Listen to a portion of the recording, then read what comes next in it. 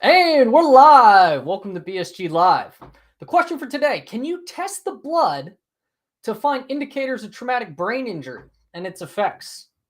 We might be closer to finding a test for traumatic brain injury than we thought, but why does it matter? You might ask. Why does it matter if you could test something like the patient's blood or their spinal fluid to find indicators of traumatic brain injury? Well, the earlier you can detect these things, possibly the earlier you can intervene and the earlier you can help someone. So today, stay with us as we get into the episode. We're going to go through sort of some recent developments in what we call biomarkers for traumatic brain injury. It was a topic that was brought up in the chat in one of our previous episodes. And so today we're going to get right into it and see what's known about it and, go from there. So welcome to BSG Live. We hope you have a great time with us. If you're just jumping in, go ahead and say hi in the chat. We're glad you're with us at our new 7 p.m. time this evening. You leave us a heart, an emoji, a wave, whatever you got. We're happy you're with us. If you got questions, leave them in the chat. So let's go ahead and bring in Josh, not a Dr. Norty. How you doing this evening? Welcome to the show, my friend. Good, man. How are you doing? I'm doing good. I'm getting fired up. I'm ready to talk about biomarkers and TBI, which admittedly is not anything I know a ton about, but that's sort of the joy of this show. We pick topics that, frankly, I don't know a whole lot about. And we use this show as a platform to, one, educate ourselves, and two, help bring sort of an understanding to everyone else out there. So, yeah, I'm excited. I think I've enjoyed reading in advance of this episode. What is your experience been in prepping for the episode? Do you have any background knowledge of? I mean, what is it from like a pop media perspective, right? Because you're a big football fan. Traumatic brain injury is obviously something you hear in the football media. Like, as a non-doctor, what types of things do you think about, like when you hear about traumatic brain injury in the media? Man, anytime you read anything about a traumatic brain injury, it feels like the hot button issue is CTE, Yeah. right? And the negative things that happen from people that have CTE, and they tend to find out after the fact.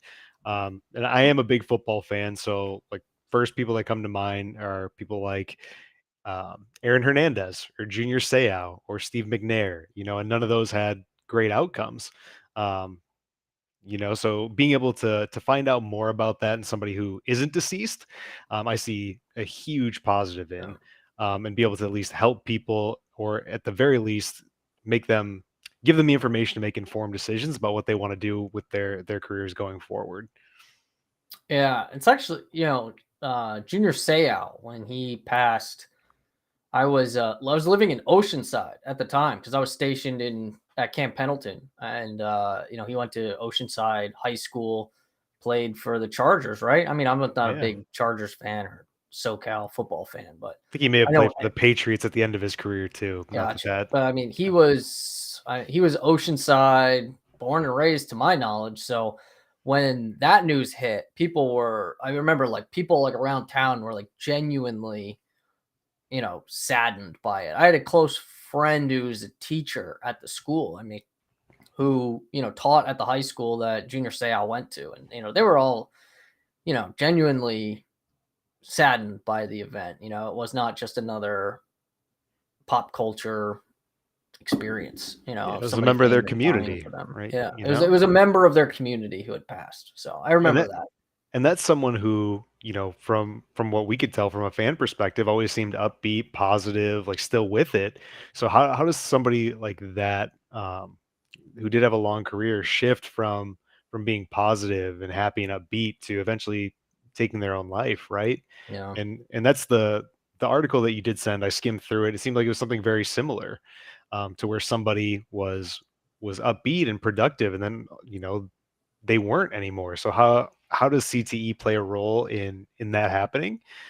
And Yeah. how can we learn more to prevent things like that? Yeah. So just to kind of give a little background information before we jump into, I think what we call, I don't know, the index article, the launching point for today's episode. When Josh refers to CTE. Obviously, CTE, it's a very common phrase in the media, but if you don't know what CTE is, it stands for chronic traumatic encephalopathy. And as of right now, the only way to diagnose CTE, which you'll see because they do discuss it in the article a little bit, is basically after someone has passed. You can do an autopsy and you can look at their actual brain and you can find evidence of degeneration that is consistent with a diagnosis of chronic traumatic encephalopathy.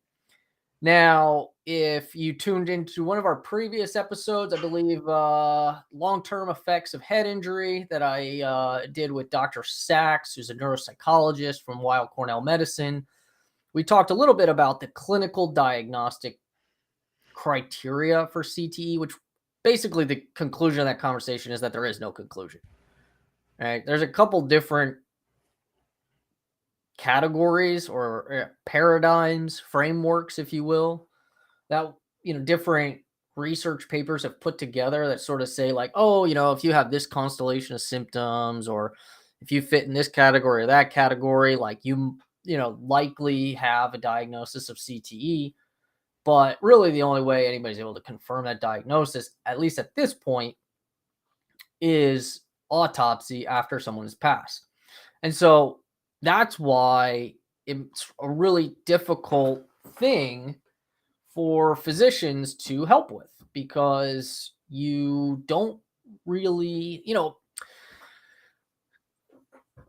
when the conversation with Dr. Sachs, she talked a lot about how the diagnosis maybe doesn't, I don't want to say it doesn't matter. And she didn't say that, but she was saying her job as a neuropsychologist is much more about moving forward. But a big part of moving forward for a lot of patients, and you hear this from not an infrequent number of patients, is being able to label their diagnosis. When you can, patients find a lot of peace, I find, when they're able to say like, this is what's going on.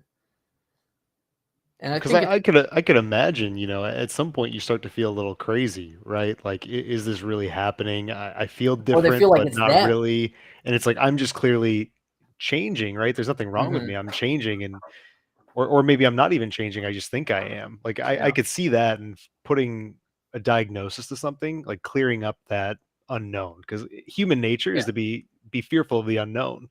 So if you can at least label it, then you can at least deal with it. At least that's my perspective. I think there's also like a component of like feeling responsible, right? Like if you can't label or attribute something to a diagnosis, you look more internal, like there's something wrong with me as a person.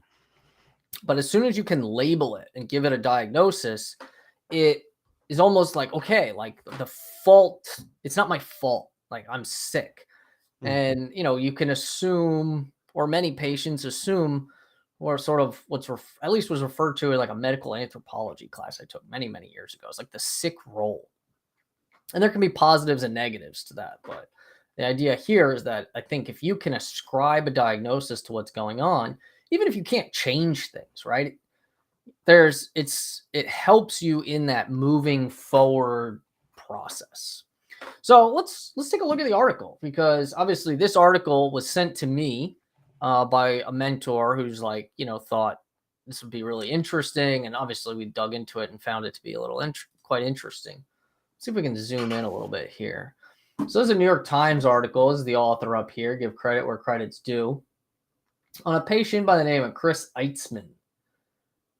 He seemed to excel at everything. He played Harvard football, was invited to Patriots training camp. Doesn't sound like he ever had a sustained career in the NFL. Ultimately retired from a limited career in pro football in 2002, got an MBA. So multiple Ivy League degrees, clearly a smart student. Worked at some big financial firms, had, seemingly all-encompassing family life. I won't make any assumptions. But then so somewhere between 2002 2015 began to have a mental descent, a cognitive descent. That kind of only in hindsight did they realize like this was chronic traumatic encephalopathy. So let's kind of flip through to the next. How do we flip that? There we go. Zoom in here. So in December 2021, he ultimately committed suicide from alcohol poisoning, underwent autopsy, and was posthumously, this means after death, it's like autopsy, was diagnosed with CTE.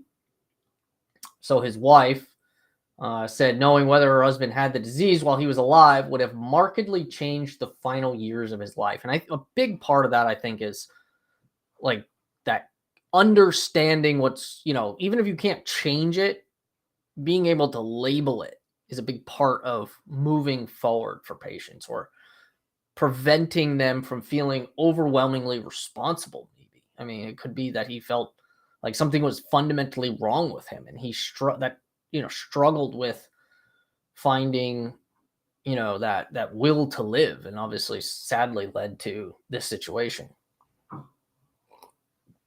I don't know, it's very unfortunate, sadly. And so that's the story that kind of sets up this article, where then they go in to talk about some advances in CTE diagnosis. Let's see here. And this is what we were saying. Currently, the only way to accurately diagnose CTE is by staining brain samples. That means after somebody dies, they literally take the brain out of the deceased body, they preserve it, they slice it up into pieces of brain that you can look at under a microscope. They use all sorts of chemicals and things like that to make the tissue of the brain show. It's kind of like staining. It's basically the simplest way to put it, right? When you stain something, it shows you. Yeah, and I feel like when I was either watching something or reading something about some of these people that had passed with CTE, I want to say it was either Aaron Hernandez or Chris Benoit. It's a wrestler, so I know you're not shocked that I'm bringing up another wrestler with Oh, this we're type going of to get thing, into wrestling, my friend. and we We're definitely going to get will. into wrestling on this But show. I felt like when they were talking about like the imaging of the brain, it did look like dark circles. So it looked like it almost like eroded away is what it looked like to me. Would you say Yep. that's like a good way to describe what's happening? It is I'll see if I can pull up some yeah. pictures of like some CTE samples. We had some maybe 'Cause from the other episode, so I might have some samples lying around in an old folder somewhere we can look at. at the end of the day, it is a degenerative brain Yeah. disease, right? It's Yeah. causing degeneration of some kind within the brain that can alter mood or things of that nature, right? 100%. 100%. But the thing is, right, this is, it's not uncommon to see. Let's switch back to there we go.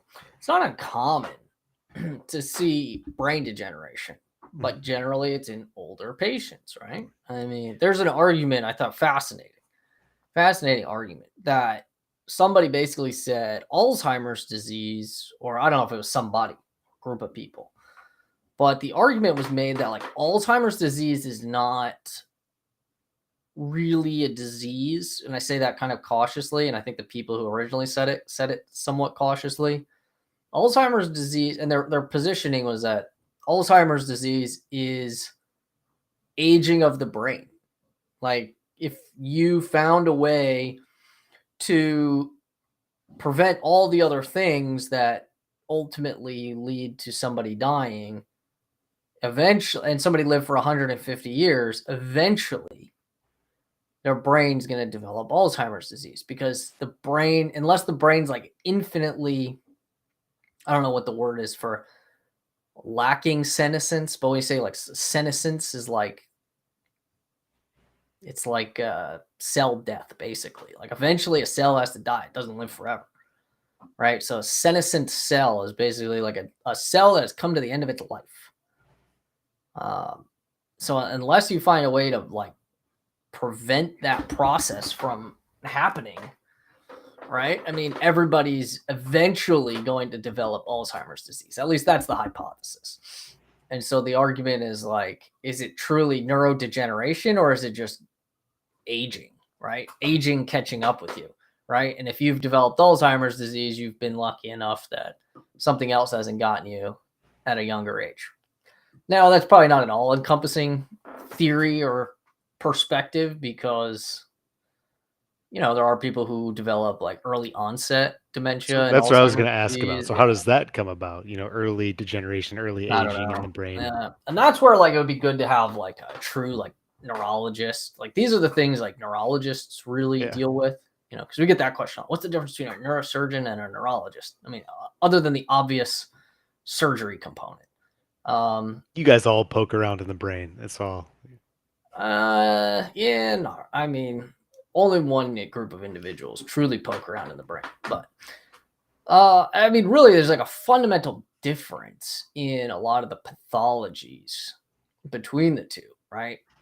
The way the general buckets I put it in is like neurosurgeons deal with structural pathologies. Like when something goes wrong with like a structure of the brain, it's usually like a neurosurgeon's issue to deal with. When things go wrong with like the cells of the brain, that is generally more of a neurology problem, right? Like epilepsy. Mhm. Like, what is epilepsy? And well, simply put, epilepsy is like, right, it's like dysfunction of the cells. It's not like, I mean, you can have like a tumor in someone's brain and the tumor causes seizures, right? But that's not epilepsy. That's Mhm. seizures secondary to a tumor. The primary problem is a tumor, it's structural. But if you just have a patient with epilepsy, that's like a dysfunction of the cells. And so that's generally more of a neurologist problem. And so dementia is usually a problem of the cells. It's like cell death, basically. And so usually neurologists are dealing with more of these dementia related problems. So, anyway, let's go back to the article.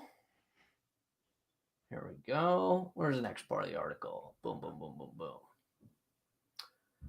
Alzheimer's diagnostics have advanced to the point at which blood tests are now on the market, and companies have developed those tests and are now working to create similar blood tests for CTE. Okay, so obviously we've established this problem that CTE cannot be diagnosed other than after somebody has already died, and therefore diagnosis fails to help families, caregivers, doctors intervene to prevent preventable deaths, basically. And so if you can diagnose CTE prior to that, perhaps you can intervene and stop preventable deaths, is the idea. And so this is from one of the researchers on a big research group, who's basically saying that he thinks we're like much closer to finding like a blood biomarker than we really than people may have initially thought. And that's kind of interesting because blood biomarkers are not, I feel like it's a relatively ish new concept. I don't know. Does that like mean anything to you, Josh? That's what When I say what I like was going to blood ask. biomarkers? When you say like a fluid biomarker, how Mhm. would someone take my blood and be able to test for these biomarkers for something related to the brain? Like how do we Mhm. connect those dots? Because in my head that makes no sense as to how that would work. But clearly they're doing this research. They're getting closer to being able to find something that's like, hey, this guy has some type of degeneration in his brain forming now, just based on whatever they're seeing in the blood. So if you could break down how biomarkers are tested and how they work in some form or fashion, because that it just doesn't make sense to me at all. I think biomarkers are actually very cool. And I think they're cool because of the applicability or the application applicability. I don't even know if that's a word. I may have just made up a word. But the application of biomarkers is actually pretty interesting, right? Because maybe something you don't see as much from the patient side of things, but from the doctor side of things, there's a lot more you can do from a diagnosis perspective. Like if you could like literally just like pluck a piece of like whatever is bothering you or whatever is bothering or causing a problem for the patient and just like look at it under a microscope. And we generally refer to something like that as like a biopsy. All right. Like if there's a part of your brain that's not functioning properly, like if I could just take a piece of it and stick it under a microscope, I can get a much better look at like what's going on and maybe figure out how to treat you. But I think if you have a relatively minor problem, even if I can't find a solution for it, are you going to enjoy as a patient if I come up to you and I'm like, hey there, Josh, let me drill a hole in your head and take a needle and stab it into your brain so that I can look at some brain tissue under a microscope? I mean, does that sound like fun to you? Sounds like a wonderful Saturday afternoon. Yeah. So, a term that neuro-oncologists use that is incredibly dorky, but I'll reiterate for the sake of this demonstration. They say tissue is the issue, right? And it's the idea is like, when you scan someone's head, you might see a tumor on the scan, but a lot of like tumor therapy now is guided by like what type of actual tumor it is, right? Like a tumor is not a tumor is not a tumor, right? Your brain tumor is not the same as someone else's brain tumor. And that's not to say you have a brain tumor. Not a Dr. Norty does not have a brain tumor. At least not that we know. Let's hope not. Fingers We crossed. have not looked inside his head. So he could, but we haven't looked inside his head.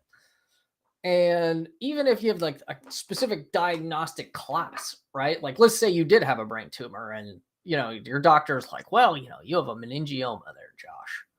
Your meningioma is not exactly the same as any other patient with a meningioma. They behave similarly, right? And the simplest way to put it is like, you can be like, you're a white male, I'm a white male. We do not have the same genetics. We may look the same in many ways. We may have many similar cultural behaviors. But we do not share the same genetics and we are not the exact same person. And that's kind of how tumors are. And so when a neuro-oncologist says tissue is the issue, that's what they're referring to.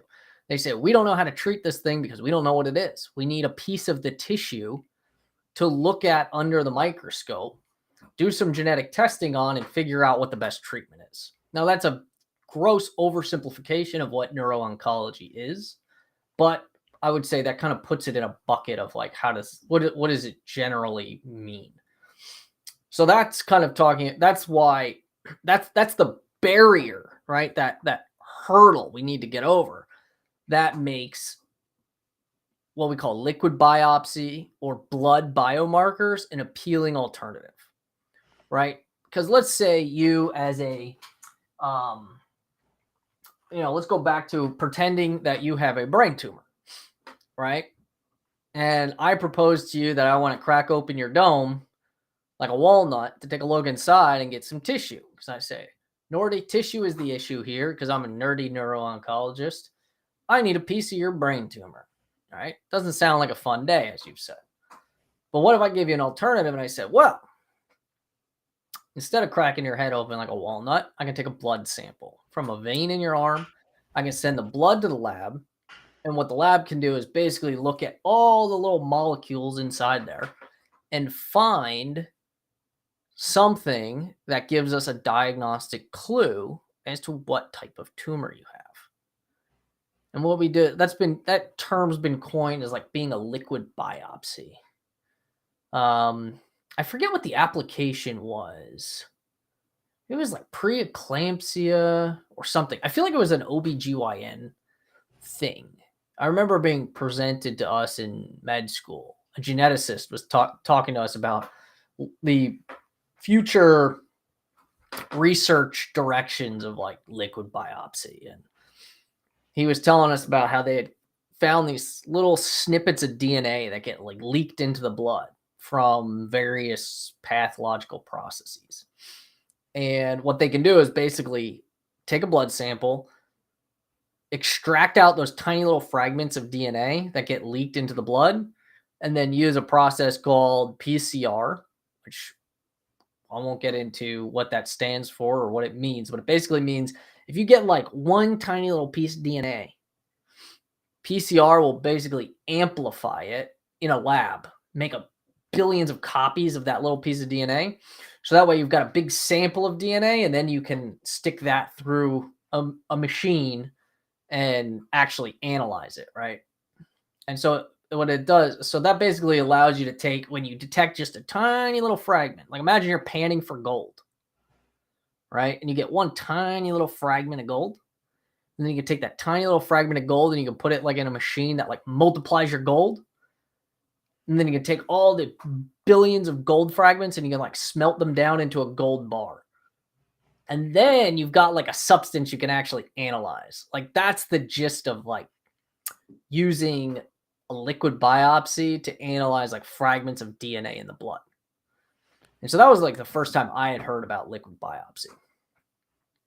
And that's the idea. You know, it's not always DNA. Sometimes it's little proteins, especially when we're talking about TBI, they're looking more for like proteins in the blood. That's what I was going to ask, is how does this relate back to TBIs? Mm, But that, I guess that makes yeah. sense. And we did talk a little bit about the different proteins that cause some of these degenerative diseases on the last episode. And I think the article mentions one of them here. One of the slides you pulled up may have already mentioned it. Let's see. Let me flip So is it. that what these biomarkers are picking up on? Is it picking up on the proteins that are associated with this? Like let's say they draw the blood and it's like, oh, we see, what was one of them, tau, TAU? Is that what Yep. it's called? You are correct, sir. So it's like, oh, we're seeing, like, is it an abnormal level of these tau proteins, or is it just, what is it about that they can pick up on these biomarkers? So you're hitting on the exact question that is stumping many researchers right now. Mhm. Is that the question, you know, it's not just a question of like, do you detect this thing in the blood? Yes or no. Mhm. There's questions of, I mean, that's the first question, right? If you detect it in the blood, is it there because of a traumatic brain injury? Or is it there because of it's just naturally there, right? Like if you took someone without a traumatic brain injury, would they have the same protein in their blood? So that's like the first question. Now it seems that at least when you're talking now, thinking obviously before I was talking more about like liquid biopsy and biomarkers as a general concept. So now we're sort of talking about biomarkers in more specific to traumatic brain injury. And the idea is that mostly what they're, from my understanding of like now taking this New York Times article and looking a little bit more into the scientific research, most of the biomarkers are investigating, tau being one of them, as you mentioned, are protein based. And that's, you know, what I was talking about before, those are DNA based. DNA is not protein, which I don't expect anybody who's not a scientist to know that or even know what that means. But just know that they're two different things, right? It's sort of like material, just two different materials, right? Like if your blood was made up of water, fire, cement, and I don't know, make up some other random stuff, right? These are fundamentally two different things. You're comparing like fire and cement. Well, maybe more like water and cement, right? Water being DNA, cement being more proteins because proteins are made from DNA and water is used to make cement. So it's a little bit of a complex Just want to see analogy, where you're going with this. but you get the idea. Whereas the point is, when we're talking about traumatic brain injury, it looks like most of the research is headed in the direction of looking at proteins in the blood. The issue, and this is an issue that is not isolated to just traumatic brain injury. This is an issue related to pretty much all things brain. And what I think from a research perspective is what makes brain scientists so special is that we have to deal with the blood-brain barrier. And the blood-brain barrier is a big issue for fixing the brain. It's great when it's working the way it's supposed to be working and you don't have a problem in the brain. The blood-brain barrier, because your brain is such a special organ, it has extra cells basically that line the blood vessels going into the brain. So that way, not every single chemical, molecule, protein, whatever that's floating around in your blood is able to just leak out of the blood vessels into the brain. right? The brain is what we call a privileged environment. Now, why that's problematic from a therapy and a research perspective is that you may be able to test, let's just use drugs, for example, because it's very simple. It's a very simple concept, right? You take a drug, that drug gets absorbed into your bloodstream. The bloodstream delivers the drug to the part of the body that the drug needs to act in, and your body gets better. That's the general idea. Now, for basically every part of your body, there are exceptions to this, but we'll just to say almost every part of your body other than your brain, it's pretty easy for drugs to get from your bloodstream to the part of the body that it needs to get to. But because of the blood-brain barrier, your brain prevents a lot of drugs from getting into the brain. And that's why whenever you're developing therapies, or in this case, diagnostic processes for the brain, you need to factor in, can the molecule that you are testing for in the blood actually get out of the brain into the bloodstream so that you can detect it, right? So the example you gave was tau, right? That's what the article is talking about? Correct. So if you damage a bunch of brain cells and tau is just shotgun blasted all over a patient's brain and you want to test for that in the blood, the only way that that test is going to work is if the tau can actually get out of the brain into the bloodstream. So that way, when you draw the blood sample from the patient, you actually can find what you're looking for. You can zoom in, you can see this tau or whatever it may be. Mm-hmm. You stick it under a microscope, or probably in this case, since they're trying to detect a protein level, they probably do some weird, I don't know, I'm not a lab person, but they probably do something that detects like tags the protein, and then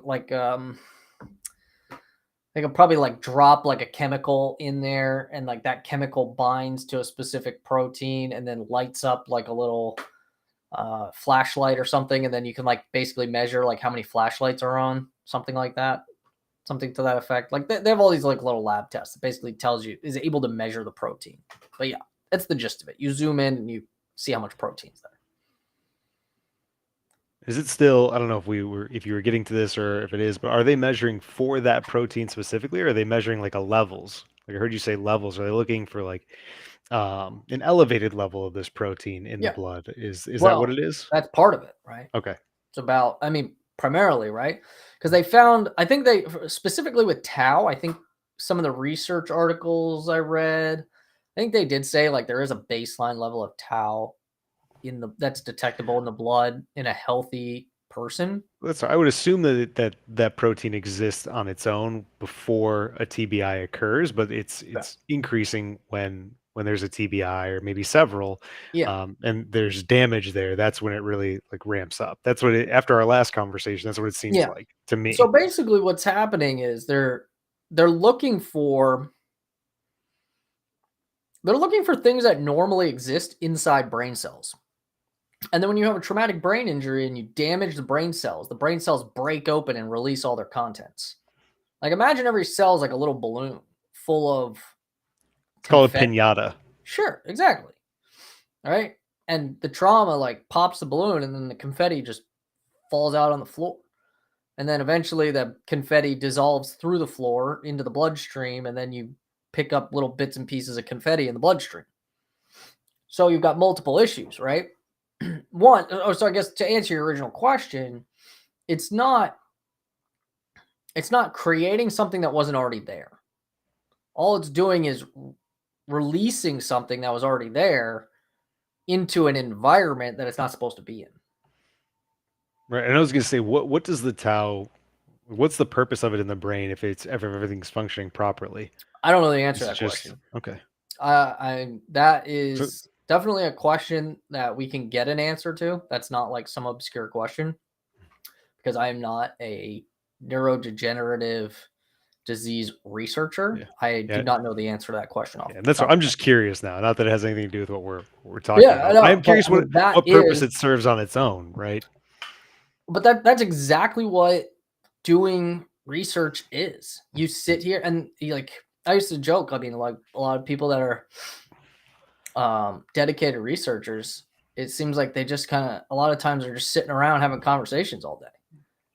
But that's an important part of research that you don't realize, right? People talking to each other saying, oh, did you see this? It's like water cooler talk. Did you see this? Did you read this? Did you hear about this? Oh, what about this?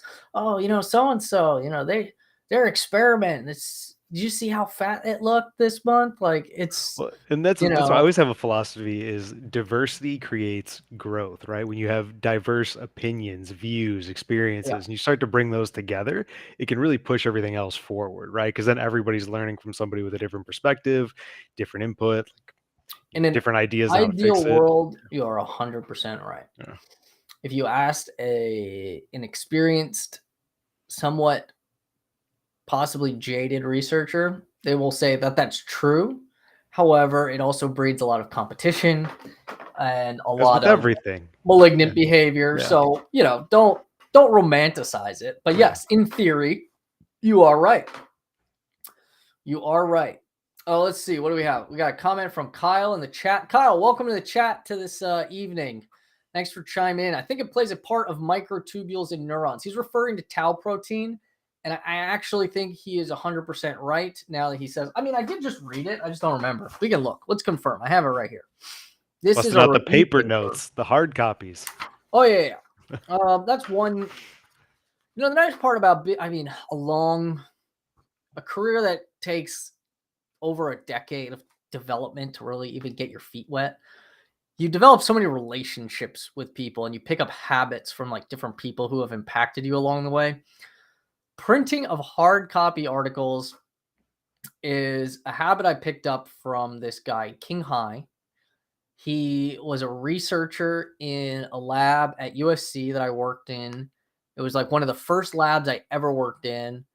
He spoke very modest English, and we almost existed in borderline silence for like the 3 months that I was working in this lab full time.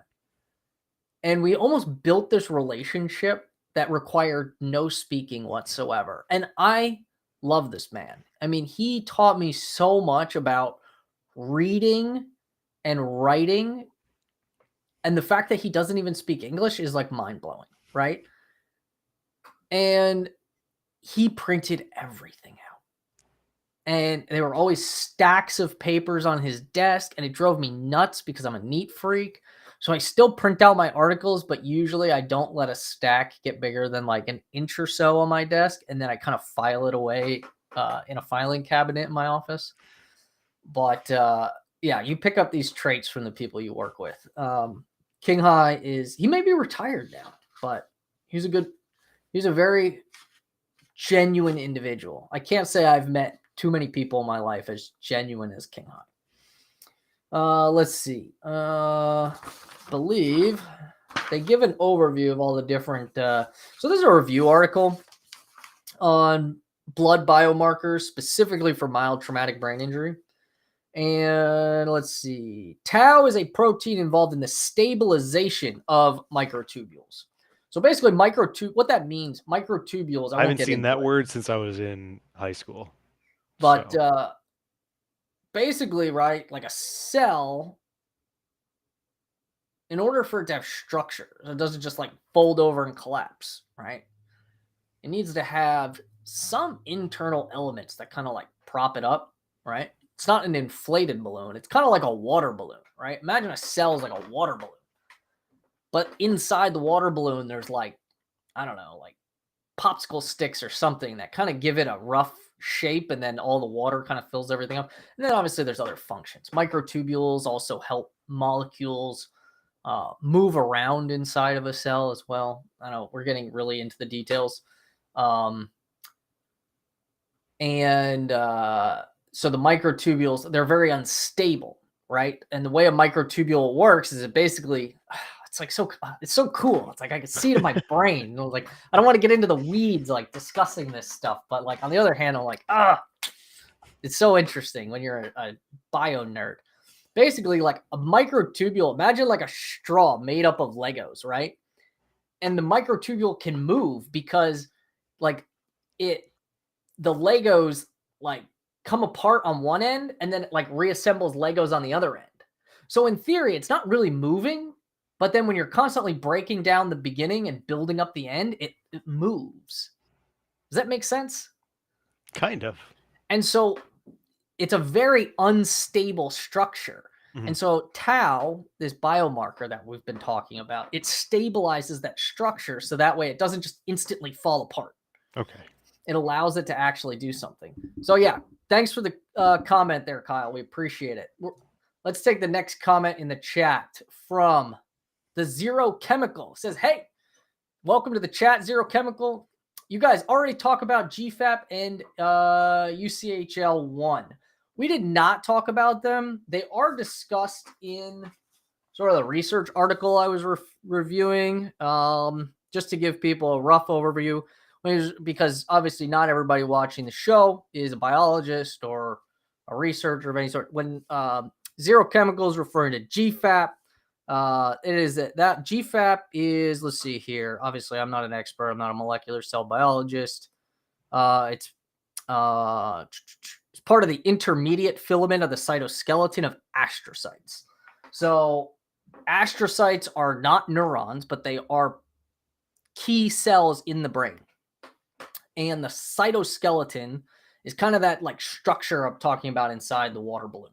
And so GFAP is part of the intermediate filament. So it's a different type of structure. Like imagine the thing keep propping up the water balloons like full of like popsicle sticks and straws and, you know, whatever other types of things. Some things are bigger than others. So you have intermediate sized things propping up the cell.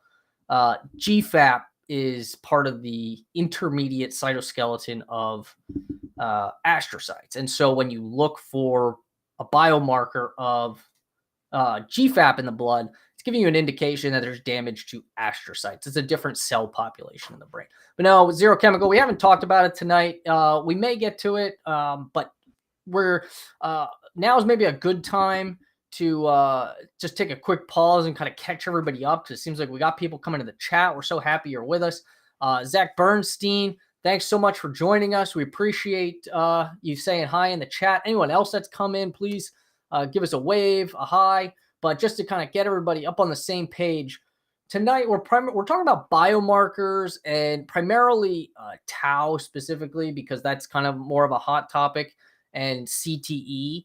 Because we're looking at a new New York Times article that's sort of just kind of probing some of the updates in where these research is at with these types of things. Obviously, it's not a scientific article in New York Times. It's sort of giving a very broad overview. So if you're a scientist or a biologist, you know, we are kind of flying over at the 30,000 foot view. But also, if you're not a scientist or a biologist or a physician or scientist of some sort, you know, you should hopefully, you know, find our conversation at least somewhat understood. Are you like totally lost, Josh? I mean, you're my litmus test here. You tell once we started getting deep into the weeds of the neurons, I was starting to get lost. Well, that's a problem. You got to stop because it's like I was enjoying it. I was mean, listening, and then I was just like, well, you're having a good time. I don't really know what's going on, but I understand. Like now, I understand. Tau is a protein that props up microtubules in neurons in the brain. Like that makes sense, right? It's a structural thing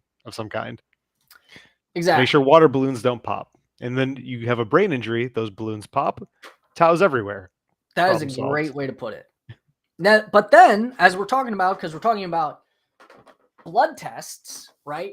Once that water balloon pops and all the contents spill out, you can only test for what actually finds its way into the blood. And that is part of the problem, because now we get into yet another challenge. And as you can start to see, there's challenges after challenges after challenges. And this is why research is not as straightforward as find something and test for it. And what makes the brain so unique in trying to test for these things. Well, You I know, mean, so the brain is unique, right? In that it's got the blood-brain barrier that like prevents things from getting in and prevents things from getting out. It's a big gatekeeper to the brain. All right, so that's why, like, remember when we were talking about like cell-free DNA, that idea of like if you have a tumor and that tumor has a unique genome, right? and if you want to test for that tumor, you could potentially pick up little snippets of DNA that leak into the blood. Yep. Well, if that tumor's in the brain and the blood-brain barrier prevents the tumor from leaking its DNA into the blood, you'll never be able to detect it. So we got another comment here in the chat. Definitely easy to get confused. We still have no definitive and quantitative way of diagnosing TB. Yeah, exactly. And that's why, we're sort of getting in a little bit into the weeds of like why that is the case, right? And that's why we're sort of, saying we've got, the issues with blood-brain barrier. And then now we haven't even gotten into, but like macromolecule stability, right? So when I say macromolecule, that's where, protein falls into the macromolecule category. All proteins are macromolecules, but not all macromolecules are proteins. Does that make sense? Makes sense. That one I can follow that one. Follow that one. All right.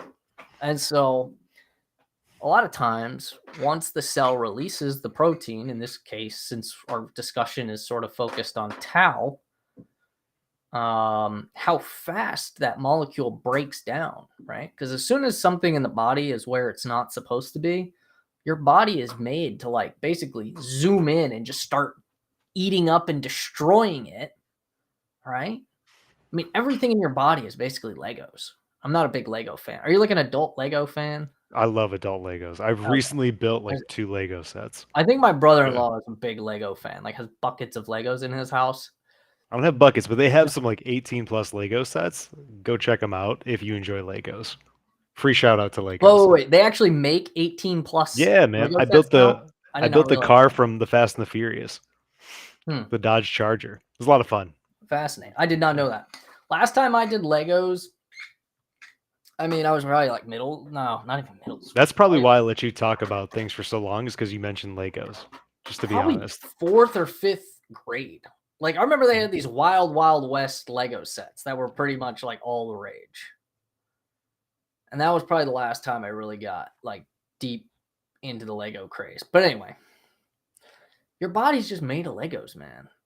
And the thing is, as soon as little pieces of Legos are somewhere in the body that they're not supposed to be, or like a chunk of Legos floats off into the body somewhere it's not supposed to be, your body like sends things to it to basically chomp it up. Like Pac-Man comes by and like chomps it up, and then like sends all the Lego building blocks, all the basic little Lego shapes, to like sends them back to the storehouse so your body can reuse them or get rid of them through your ways of excreting So, things. so what happens when this stuff starts leaking into the blood? Oh, tau starts leaking into the blood. What's Well, so the then the little body's reaction at Pac-Men that come point? by and they just start chomping it up. But what effect does that have? Like what part does that play in TBIs, or does it not? Is it Well, it doesn't just play a part in the actual disease process. okay? But if your body breaks it down because it's an unstable macromolecule in the blood, that means you can't detect for it. Okay, And that's got why it. even if you have a perfect test and you get a blood sample, but your body's already basically destroyed the thing that you're testing for, you're hosed. So that leads to another question. In the research that you've done around testing for TBIs, is it like a timing based test? So is it theoretically somebody takes a blow to the head, they have a concussion in football. Yeah. Do they need to get a blood test and see if this can be detected? Is that Yes. the idea Well, behind this well, hold type on. of Are you blood test? asking what was that? Is that the idea behind this this test and being able to test for it in humans? Is it, hey, if you have a head injury, we should probably test to see if there's starting to become some degeneration. Well, there's a you're not going to be able to test for degeneration Mhm. in the acute phase of the injury. Okay. So the clinical application of a test is going to vary depending on the situation.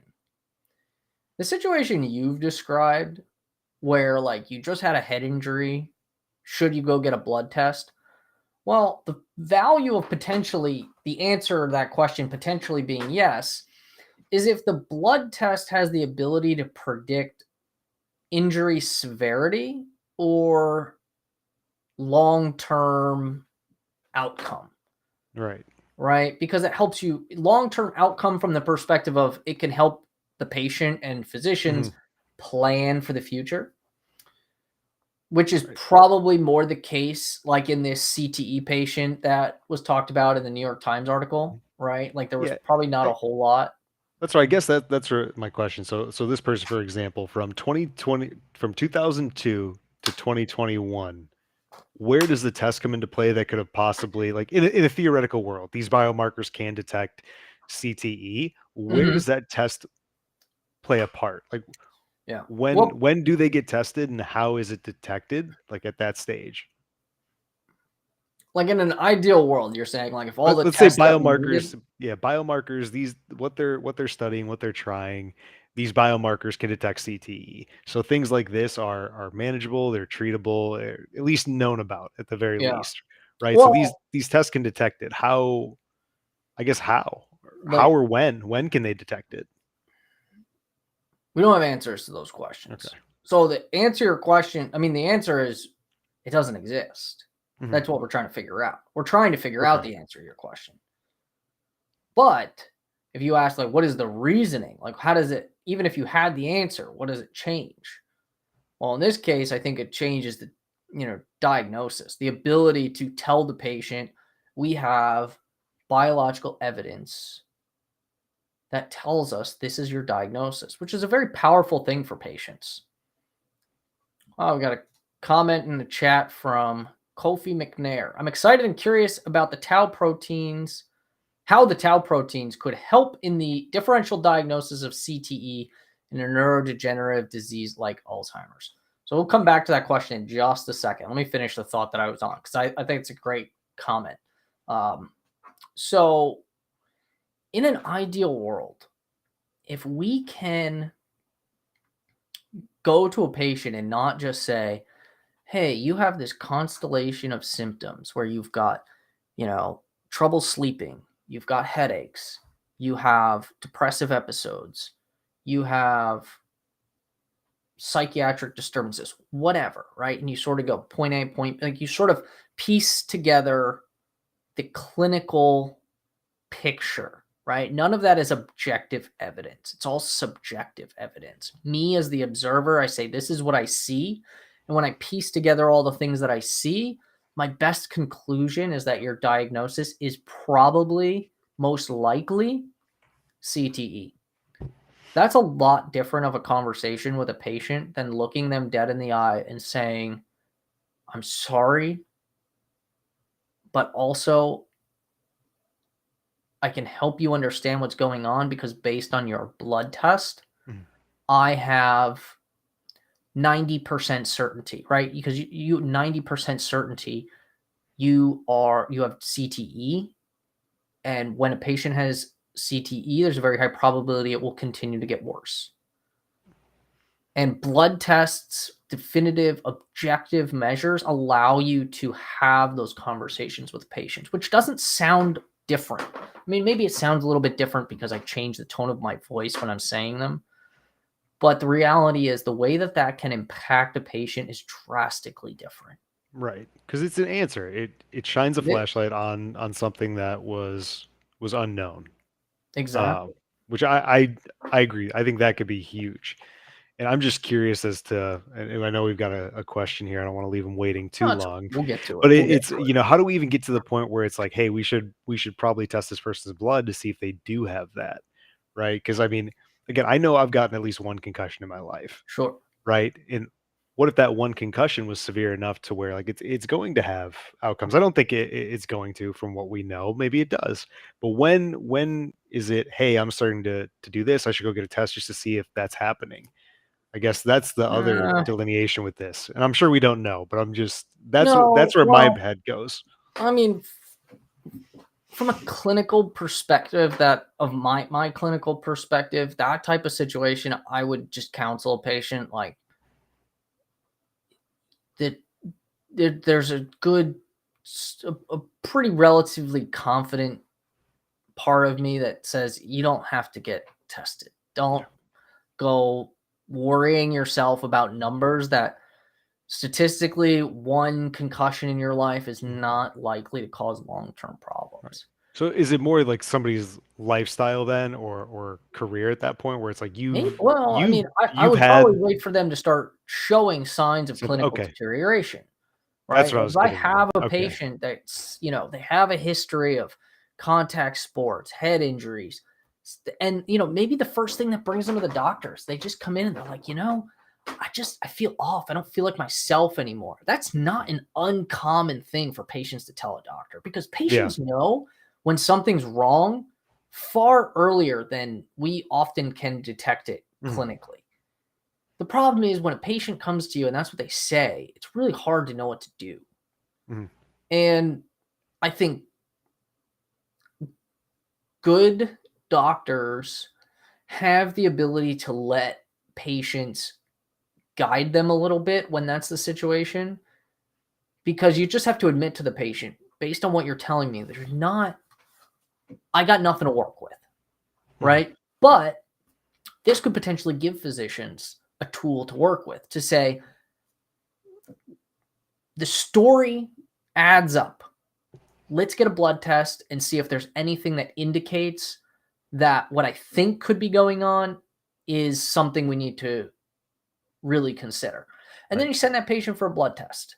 Mhm. And then that either confirms, I think it's probably easier to confirm than it is to deny at that point, right? And that's getting into like I see the what way you're saying from different like tests. Like if the test comes back positive, mhm. you can look at the patient with some degree of confidence and say, like, this is what we're dealing with. If the test comes back negative, you probably can't say with as much certainty that we could rule it out. Mhm. We just can't rule it in at this point. Right.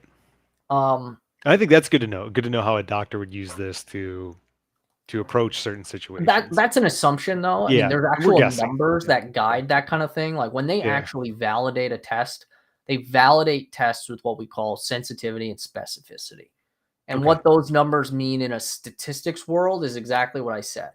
Tests with high specificity, a simple mnemonic we use in medical school to remember these things.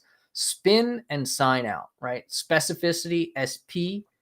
High specificity is used to rule in a diagnosis or a conclusion.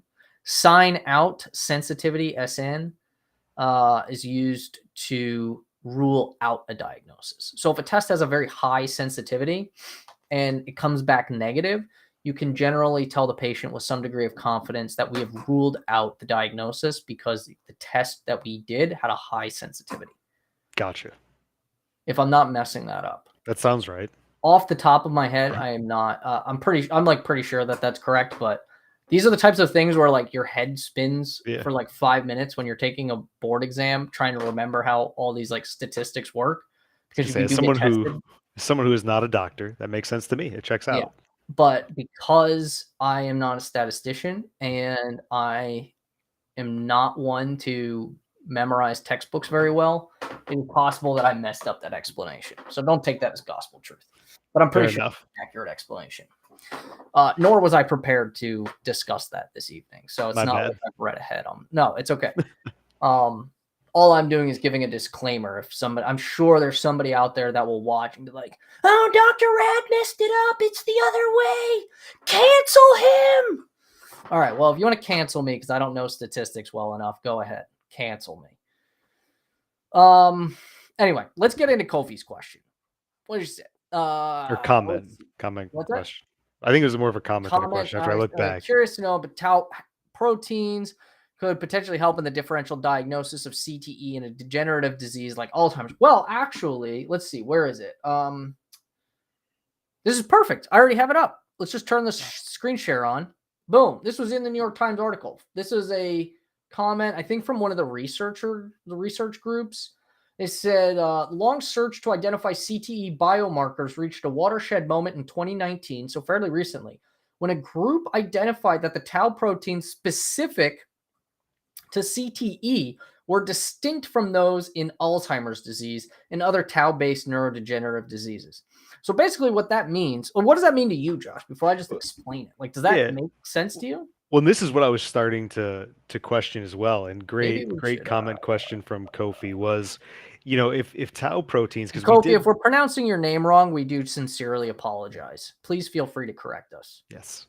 But I was starting to wonder that as well, because in the last when I was reading through this article and I saw tau, I was like, oh, we just talked about that, and you were talking about it in Alzheimer's disease.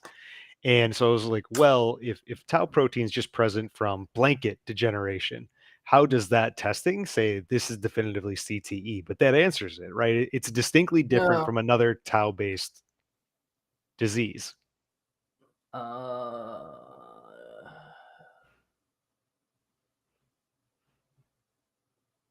Are you checking to see if there's like so specifics as to how it's different? yeah, that's what I was just looking at in this article. It does comment on it. This probably won't make a whole lot of sense at face value, but I'll just read it. That way, it says intracellular turnover of tau is slow. It has an estimated half-life of 19 to 30 days. Tau is elevated, which is actually contrary, which was why maybe it's a good biomarker, because tau, like we said, like may stick around longer, but it's referring to intracellular half-life. That 19 to 30 day half-life could be very different outside the cell once the cell breaks open. I don't know. That's just a side note. This is tau is elevated in the plasma and CSF, the cerebrospinal fluid, after TBI. S100B, formerly known as S100 beta, is a low molecular weight, 10 kilodalton calcium binding protein. It's a lot of mumbo jumbo. Maybe blood levels may be elevated after trauma without head injury. Immediately after TBI, extracranial sources of S100B may be significant. Elimination of S100B from the blood is rapid, and so it has a half-life of 30 minutes to 2 hours outside the cell. Okay. So that basically means, like, if you want to test for this thing in someone's blood, you don't catch them in like 30 to 90 minutes, you could have missed your window of opportunity to detect it in someone's blood. After TBI, levels in the CSF may be up to 100 times higher than serum levels. So possibly the way they're differentiating, and this is a little bit of an assumption, but I think it's possible what they're saying is the way they're differentiating is based on the size of the tau, right? So if you imagine like the tau protein, it gets, imagine it like a big, giant, I don't know, 6-foot hoagie or something, like those big family size party sub sandwiches you get. Oh yeah. And it just gets, maybe TBI cuts it at 3 feet and then throws it out into the blood. Whereas like Alzheimer's disease, maybe it's longer, right? And so what they can do is sort of look at what we call the molecular weight, how big the protein is, and use that to differentiate between Alzheimer's disease tau and traumatic brain injury related tau. I don't know if that's how they're differentiating, but that is a way they could potentially be differentiating. Well, I think it's at baseline good to know that there is some type of differentiator between those. And that's what this discovery in Yeah. 2019 is saying, in terms of giving them hope that CTE is not just Alzheimer's disease, right? They're finding ways to differentiate CTE from Alzheimer's disease. So hopefully that answered your question or comment appropriately. Should we just, let's see, where does the rest of the article say? We're getting very close to advancing new radio tracers in humans to image the tau that is more prevalent in CTE. This is a radiochemist from the University of Toronto. Developing several promising radio tracers that focus on identifying the CTE tau protein. I like to think that we are within 2 to 5 years, not 10 years, of developing a test for CTE in the living. So what he's referring to is actually not using tau as a blood biomarker like we've been talking about. Mhm. They're talking about, you know how I was What's a radio tracer? What's that? What's a radio tracer? What is? So a radio tracer, remember when I was saying how you might be able to take like a blood sample from a vial and like add a chemical to it, Yeah. and that chemical kind of binds to the tau protein or whatever other Mhm. protein, makes it light up, and then Yeah. you count like how many flashlights are on. Mhm. That's how you would do that, like kind of like in a lab sample. Now imagine instead of drawing the blood from the patient, you inject the chemical or the radio tracer into the patient's bloodstream. So then it circulates around. As long as that tracer can get through the blood brain barrier, it will go into their brain. It'll basically seek and find that tau protein and bind to it. And then you stick them in a PET scanner, which, to be honest, I've never actually physically seen a PET scanner. So I don't like a CAT scanner, MRI, like take patients there all the time. I've never taken a patient like to a PET scanner. I don't actually really even know what it looks like, but it's basically a scanner that you stick a patient in, and it creates an image based on the radio, like how much radio tracer bound to protein, right? Because the radio tracer will only, It'll only bind to the protein it's designed to. yeah. So it's Okay. basically like a locating device, right? Yeah. And so if there's a lot of protein in there for it to locate, it will locate a lot of material, and then that will show up on your scan. And so what they're doing is basically finding, they're saying they're pretty close to finding a radio tracer, a locating device for CTE associated tau protein. Yeah. So Yeah, step 2 to one 5 years is, I know they said close. 2 to 5 years seems very, very near future. I think I was guessing that when they probably, said we're close, I was guessing, 10, 15 years, right? Like that. That's how I think of how this research progresses. But so let's hope. yeah. I mean, so that would allow, going back to sort of the index story, right? The patient comes in, rather than the patient getting to the point of, severe psychiatric decline and suicide, presumably they present to a patient, or the patient presents earlier, and you're able to say, okay, something seems off here. Your history makes sense. Let's get you tested. And then maybe with a PET scan or blood sample, biomarker level, you can help shed some light on the diagnosis. At least that's the idea. Mm. And then it becomes more of a matter of, I think, then you adopt more of the mentality of, like Dr. Sachs talked about, where right now we're not in a position where once it's diagnosed, we can offer a treatment. But once it's diagnosed, then we can set our sights solely on how do you live with this and how do you move forward. Right. And, at least it's a step in the right direction, as opposed to right now. You're just sort of like, well, Right. How are you supposed to fight something that's completely invisible?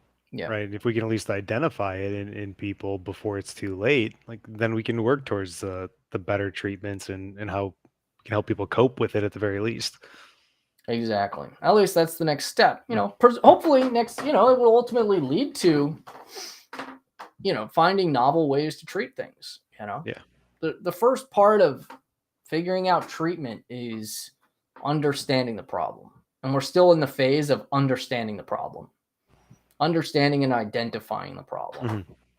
Once you understand and identify it, then you can start working towards better solutions. And I think that's the kind of stuff that draws a lot of people into the field of medicine. I think the sad part about medicine is when that curiosity to make the world better just gets buried in the volume of the day to day, and you sort of lose sight of that desire to change the world that brought so many of us into this field to begin with. So, and that's why research, I think, is a very important part of a physician's career, because it keeps you grounded in the benevolence of what it means to help people with problems that don't have a solution. So that's my philosophical thoughts on modern day medicine right now, And which now, I'm sure we'll get into way more over the course of this stream. I was gonna say, is that something that Brain and Spine Group is working to do, and maybe let people know where they can reach out if they're so inclined to support what it is you do at Brain and Spine Group? Yeah. Are you saying now's a good time to Tell them where to plug the org? All plug the right. org. Plug the org. Let's do it. So thanks everyone for being in the chat. We love it. If you're joining us for the first time, let me tell you about who we are. Well, I'm Dr. Rad. This is not a Dr. Norty. We're two good friends that love talking about brain stuff. Me, because I've devoted my entire education and career over the last decade to it. Josh, because he just finds things interesting. And we're good friends. So when you're good friends with a guy who can't stop talking about brain stuff, you tend to find some interest in it yourself. I started a nonprofit organization about 3 or 4 years ago called Brain and Spine Group. We are committed to education, training future physicians, brain and spine physicians, creating open access education opportunities for them to put better doctors out in the world. We're committed to doing research that improves brain and spine healthcare for underserved populations and veterans. And we're also committed to serving our community. We're in the process of launching patient support groups and veteran support groups because having a problem with your brain and your spine is tough. And it takes a community of people, not just around the patient, but the direct caregivers and the families of the patients. So our mission is to be there for you, whether you're an aspiring brain and spine doctor, whether you're a patient or a family with a brain or spine problem, or a researcher who's just trying to change the world and make brain and spine health better. We are involved in it all. We hope that you, as a viewer of BSG Live, will take an active role in our community. There's a number of ways you can do it. Number one, you can start by going to the YouTube channel down there and subscribing. It costs nothing and it supports our organization. We're getting close to 10,000 subscribers. So if you would join our subscriber base, we would love it. We got tons of videos. Our YouTube producer and media connoisseur, Carlos, does a phenomenal job putting videos up there, constantly new material. And it's only going to grow. So go ahead over to YouTube channel, check it out, and subscribe so you get notifications every time there's a new video and every time we go live. We are live every Tuesday and Thursday at 7 p.m. If you really, really love what we do, and subscribing for free is not enough, you can join our YouTube community for $4.99 a month. It doesn't give access to any new content because we're committed to keeping our content free and openly accessible. It is simply a way that you can support the nonprofit organization so that we can keep doing all the things we do to make brain and spine health globally better for patients and families and researchers and doctors. And if you really, really want to support the organization, you can head on over to our website, neurosurgerytraining.org/donate, and you can leave a financial contribution there. So, yeah, that's how you can support the organization. That's what we're all about. There's a lot of new and exciting stuff. We got a new website we're building. I can't wait to share it with you all. We probably got another month or so until that's ready to go. But if you're looking around on our website, you're like, man, this thing stinks. We agree. And that's why we're building a new one. So we hope you'll find enjoyment in that as the organization grows. So is our brand, our mission, and everything that we're doing. So, all right, enough of the media plugging. What is next? What are we talking about on Tuesday next week?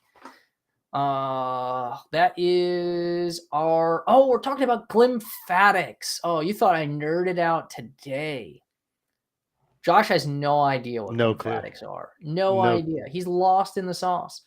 No preparation as of yet for that, and probably won't have much preparation going into that either. The thing is, though, what's great is that actually this topic, while we didn't plan it this way, but I mean, that's just how the brain is, right? Everything's connected. The next topic is this segues very well from today's discussion, because what was one of the things we talked about, Josh? How hard it is for biomarkers to get into the blood. So let me ask you a question. How do biomarkers get into the blood? from the My brain. guessing is that this has something to do with lymphatics. Oh, you are right, my friend. You are right. The question is that the only way? We don't know, because traditionally we thought that, things either go directly through the blood-brain barrier into the bloodstream or they don't. In recent years, we've found a little bit, probably the biggest modern day anatomical discovery, possibly put in that category. I don't know. The lymphatic system of the brain. It's similar to a lymphatic system, which is found elsewhere in your body. However, the lymphatic system is kind of unique to the brain. And so we're going to talk about that on Tuesday. Yes, your digital media guy, Josh, will be a pro at all things brain by a couple episodes. But then we're going to have to find a new neuro noob to come in, because Josh is going to be Too good at that point. Maybe we'll have to recruit Steve. Although he probably won't show up for 75% of the episodes. So that's true. He'll say he's here, and then he'll be like, "Oh, I'm on my way," and then he'll never show up. Just never hear from him again. Steve is our good friend that we love to hate. Yeah. If he ever makes it on this show, he'll probably never come back. So on that note, I want to thank everyone for joining us tonight. I think before we do that, what's your biggest takeaway from the research that we've done going into this? We're not done. What this article says. What's that? What was your biggest takeaway from the article that you read? CTE, all of this. Like, what's your biggest takeaway from all the research that you did? Like, what did you walk away learning from everything that you read and looked into about biomarkers, CTE, the effects of CTE and possible treatments, all of everything? That was just a bunch of word vomit. I don't know if that was even coherent. What I take away from it is it helped. Honestly, I take more from, so coming from my previous stream with Dr. Sachs, where her perspective was very much about moving forward, regardless of what the diagnosis is. I see this at least moving in the direction of where this research is going, trying to better diagnose and categorize objectively something like CTE. I see this as being a big step in achieving that. Working towards, right, we're not working towards a novel cure for CTE. All we're doing is working on a way to more objectively categorize the diagnosis and help patients get on to the next step, which is moving on with their life. That's the biggest takeaway I see. Because, it's obviously an issue. Look at AJ Brown, or not AJ Brown. Wait, who?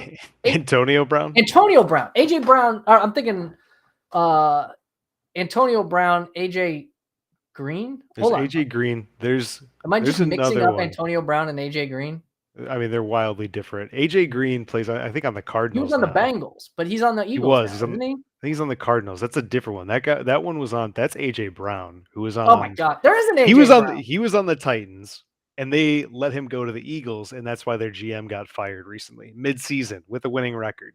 I don't know why I thought AJ Green was playing for the Eagles, because AJ Green was originally drafted by the Bengals, right?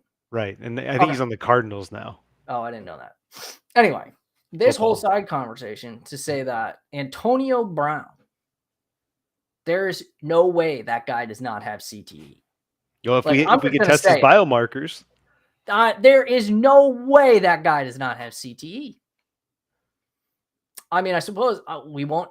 Either we need a test to confirm whether or not AJ Brown has CTE. Antonio Brown. Oh my gosh. Yeah, possibly AJ Brown and AJ Green and anybody else that's ever played professional football. There's a chance. Presumably. Well, obviously not everyone.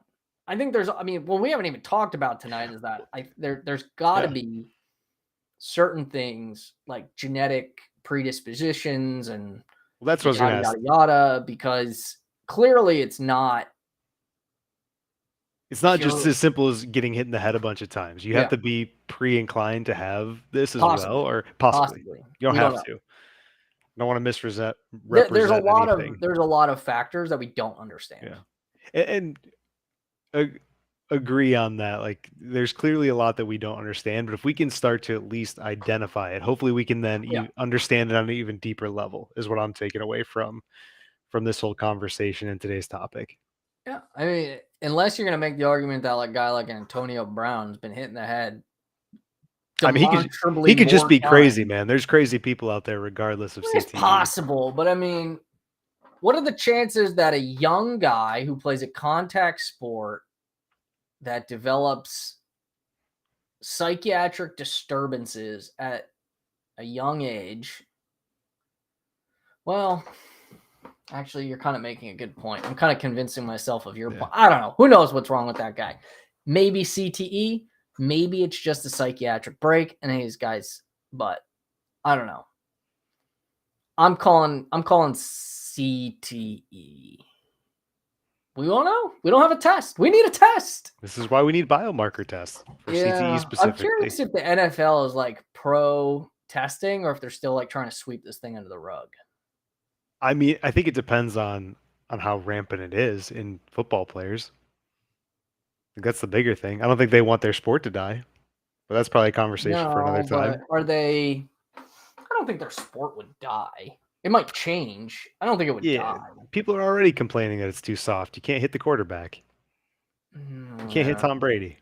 I mean, they should look at. I mean, that actually wouldn't help. Well, actually, that would be an interesting study. If you found a biomarker that looked at like baseline levels of a biomarker, and then compare it across different positions in the NFL.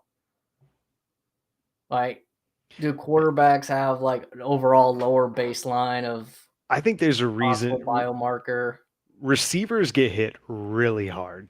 Like, they get hit really hard. And I think that's why you see, well, I guess linebackers do too. Because Linebackers and You would receivers, think it'd be like running backs, but maybe not. yeah, I mean, that's less impact for presumably less impact. There's not as many like head-on collisions. When you think of like Yeah. the type of collisions that happen in football, if you've got a receiver coming across the middle, gets obliterated by a linebacker, they're both taking big blows. Same with like kickoff returns and like those guys get hit too, kickoffs and punt returns, which is why they've tried to change the rules to limit the Mhm. type of hits and the speed at which they get hit, because everybody's getting bigger, stronger, and faster, and you're taking more high velocity impact. Yeah. Is my thought as a non-doctor. So my favorite question that I ask people all the time: Mhm. if you were superhuman enough to play professional football, what position would you play? Man, that's tough. I feel like I would love to have played either running back or quarterback. Either of those. Jeez. I All like right. throwing stuff. Yeah, and I also like Like running throwing into people. games? Throwing Yeah, games? yeah. Worst gaming partner I've ever had. This guy goes out there trying to lose. Never in my life. Yeah. I'd be a linebacker all day, just laying down the law. I go out there just hunting.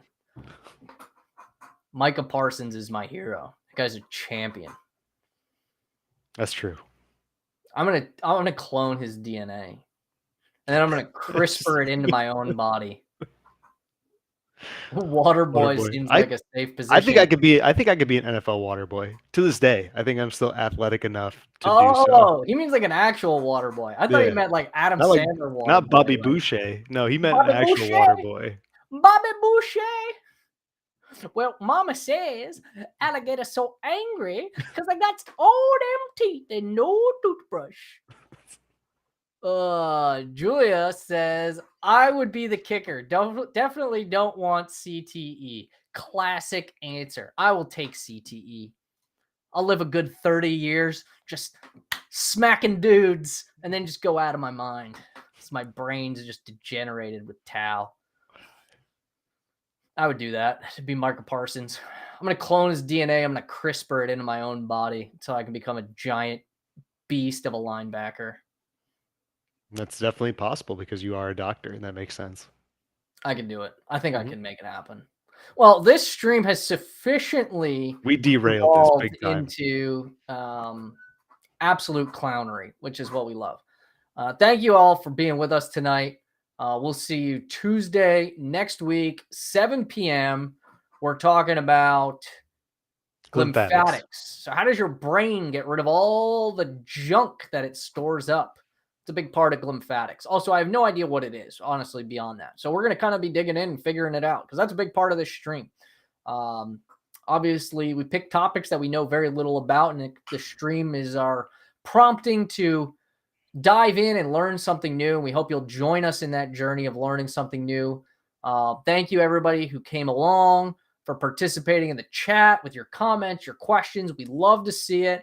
And as always, don't forget to subscribe, get notifications every time we go live, every time we upload a new video, and follow along because we got tons of cool stuff coming in 2023. So with that, thank you. Have a great night. We'll see you Tuesday, 7 p.m. Eastern next week. Have a good night, everyone.